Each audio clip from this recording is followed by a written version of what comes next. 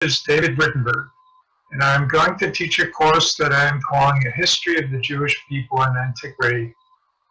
I am calling it A History and not the history of the Jewish people, because I do not presume to know everything there is to know about people and events from so long ago. Historians are learning more all the time, and we will not have time to go into this subject in great length. That being said, this course is meant to give you enough to have a good sense of the outlines of that history. And if it stimulates your interest to know more, so much the better. This is a repeat of a course that I taught a few years ago. Since then, I have continued to do research and have learned a lot. I believe this is an improved course. I have incorporated more historical content and refined my PowerPoint presentations. This is a two-part course. The first part will be taught this fall, and the second will be offered in, hopefully, a post-coronavirus spring of 2021. As this is a course about Jews living in the ancient world, the second part will end with the fall of Jerusalem to the Romans in the 1st century of the Common Era. Part 1 of the course will cover events ranging from the time of the Bronze Age to those of the Iron Age. That is, from the rise of what is called a Proto-Israelite presence in Canaan in the 14th century BCE to the fall of the Kingdom of Israel in the late 8th century BCE. In between, we will discuss the formation of an Israelite identity, events in the wider world that influenced events in Canaan, the factors that contributed to an incipient Israelite state, how geography influenced settlement patterns in the Canaanite hill country, then the rise and fall of the kingdoms of Israel and Judah, the development of religion in those states, and finally, the exile to and return from Babylon, and how these events shaped Judaism and the Bible. This history is a turbulent one, and although it is set in a relatively small geographical area, the importance of the events that it encompasses has run down through the ages, even to our own time. The course will be informed by what we have learned from experts in many disciplines, anthropology in particular. This is a secular history, not a religious history of the people in antiquity. Having said that, there are parts of the Bible that are historical, and we will make discrete and critical use of parts of the biblical account. This course will be presented on Tuesday mornings from 10 to 11:30. The first class will be on October 6th. I look forward to seeing you then.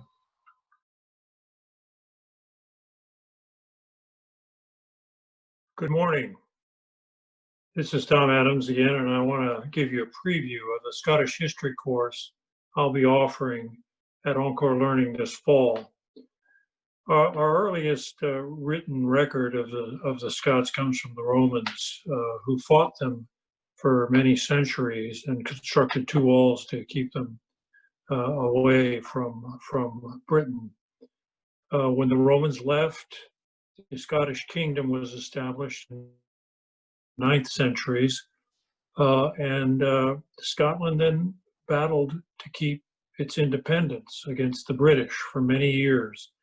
But it looked like the British had won. They had conquered Ireland, they had smashed the Welsh, and they smashed the Scotch king in the late 13th century under Edward I. It looked like that was the end of independent Scotland until two of Scotland's greatest heroes, William Wallace and another less principled leader, Robert the Bruce, rose up and defeated the English decisively. Robert the Bruce's son became the first Stuart king, and we're going to take a look at the Stuarts too, who are a very interesting clan of monarchs. Mary Queen of Scots was poised at one point to become the Queen of England, the Queen of Scotland, and the Queen of France. but she didn't make it. Well, she didn't make it. Her son became the first king of Scotland and England as James I of England. He is best known for the King James version of the Bible. Scotland then, after fighting so hard for its independence, turned around and in 1707 elected to join Great Britain, England with forming Great Britain. At that time, Scotland was perhaps the poorest country in Europe, but it supposedly had the best educated populace. But in a generation after joining England in the Union, Scotland achieved both prosperity and modernity, really through the Industrial Revolution. We're going to continue on along the way, exploring the Scottish Enlightenment, the Scottish diaspora, and many contributions Scots have made in medicine, science, industry, Britain's armed forces, governments, and literature. We'll see how the Scotch played a very important role in our own revolution and history, as well as that of Canada and other countries. We'll also take a look at the successful effort in the Victorian effort to create a certain mythical Scottish legend in the Highlands. And the reality was, as uglier happenings were occurring in the Highlands, which basically were destroying the way of life there. We'll finish trying to figure out whether Scotland's going to leave the United Kingdom due to Brexit and become an independent country again. I hope you'll join me on this short trip through Scottish history. Thank you.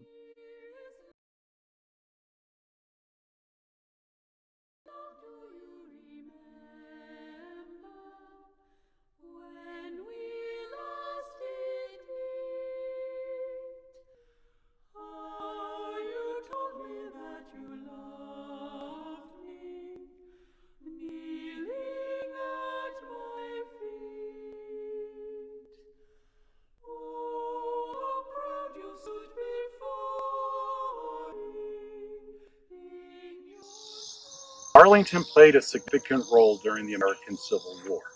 The 22 forts that were built in what is now Arlington County were successful in defending the nation's capital against rebel forces. But there's more to Arlington's Civil War history than the forts and military camps that dotted the landscape all around us. This course will focus on Arlington's role during the first year of the Civil War. We will discuss the people, places, and events that had an impact on Arlington in 1861. This will include the Union occupation of Arlington Heights, Confederate defenses at Munson and Upton's Hill. The course will also highlight the frequent skirmishing in Arlington before and after the First Battle of Bull Run. Through the accounts of official documents, soldiers' letters, and diaries, these early encounters are now seen in a new light. We will study Arlington as a theater of war and review historical accounts of strategies and tactics employed by both sides. From June to October 1861, Arlington's 4-mile run valley was the front line of the War of Rebellion. Could there have been a Battle of Arlington Heights, and would it have changed the history of the war as we know it? Did Union General George McClellan overestimate the strength of Confederate forces? Did the final Union capture of Munson Hill reveal a missed opportunity? Please join me and learn more how Arlington became the proving ground for many of the early Union and Confederate forces and their military leaders.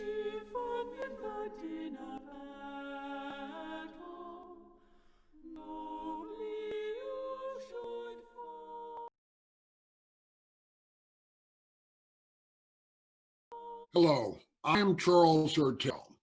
My course deals with the Indian Wars in the Old Northwest between 1754 and 1794, As the area outlined in black on this map of the modern Midwest indicates, the Old Northwest was the geographical area bounded by the Allegheny Mountains on the east, the Ohio River Valley on the south, the Great Lakes on the north, and extending to the Mississippi River. The later 18th century was the last time Native American resistance posed a truly viable threat to the expansion of Anglo-American civilization in the present United States.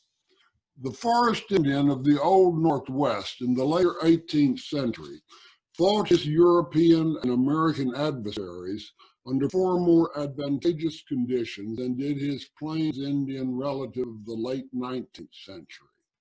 The struggle of the Plains Indian against the American invader was really just the last gasp of an aboriginal culture against what was already an industrial superpower, supported by fossil fuel, steam power, railways, the telegraph, and mass production. The Native American of the Old Northwest, on the other hand, had the same weapons and equipment as his white foe, obtained by the fur trade, furnished by rival European powers, or gained from vanquished enemies. The Americans did not yet possess the technological advantages in communications, transportation, and armament that they would have even a few decades later. Everyone walked, rode a horse, or paddled a canoe at basically the same speed. Sea power was useless in the forest and artillery ineffective, whereas the Indian possessed superior knowledge of the terrain, superior tactical mobility, and superior tactical application. I have bookended this course with the involvement of George Washington. We call him the father of our country. The Iroquois Indians called him town destroyer. It all depends on one's perspective. Washington was the young Virginia lieutenant colonel of provincial troops who commanded the first disastrous military expedition across the Allegheny Mountains in 1754. He was also the president whose personal choice as Army commander finally defeated the Indian Confederation in 1794. In the intervening years, he was heavily involved in dealings with the Old Northwest. This course will examine the reasons for and nature of the Indian resistance and show that the ultimate triumph of American arms was a very close matter indeed. In the process, I think we'll not only develop an admiration for the skill and tenacity of Indian resistance to American encroachment, but we'll also become acquainted with some fascinating characters such as the Half King, Pontiac, Henry Bouquet, Cornstalk, Andrew Lewis, Blue Jacket, Joseph Brant, Little Turtle, and Mad Anthony Wayne. Thank you.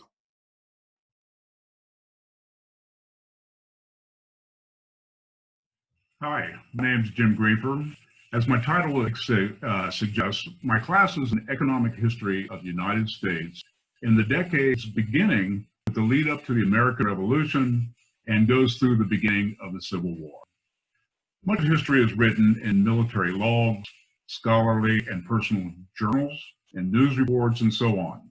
These are great sources, but they can be subjective and sometimes opinionated, making it difficult to separate fact and myth.